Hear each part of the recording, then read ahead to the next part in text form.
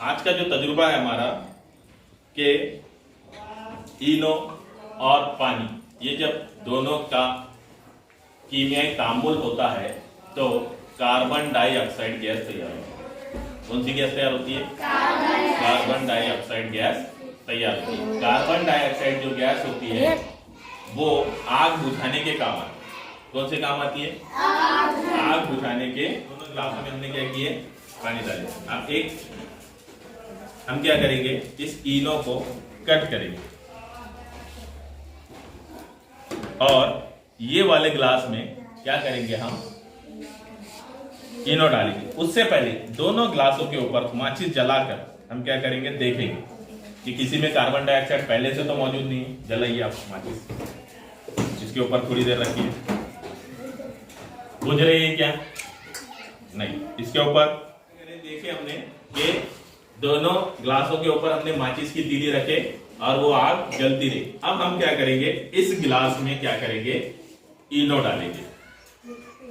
नहीं, इस गिलास में डालने की बजाय क्या करेंगे, हम इस गिलास में डालेंगे पहले, क्योंकि इस पर रखना है हमको, उसके बाद इस पर रखना है।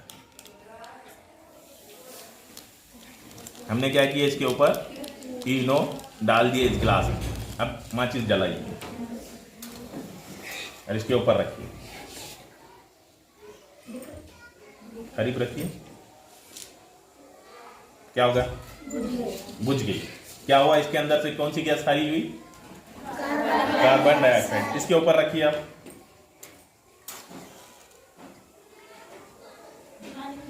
पानी में मत डालिए, नहीं तो बाजू में छोड़ दीजिए। फिर से इसके ऊपर रखिए। क्या हो जा रहा है? इसके ऊपर फौरन ही ले जाने के बाद क्या हो जाता है कि कार्बन डाइऑक्साइड तैयार होती है। इनो और पानी मिलने के बाद कौन सी गैस तैयार हुई?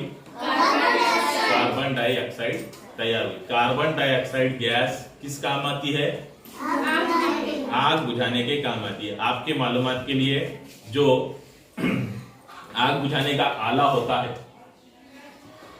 आपने बड़े बड़े मॉल में या फिर पेट्रोल पंप पर एक सिलेंडर टाइप में आला देखे होगे आग बुझाने का।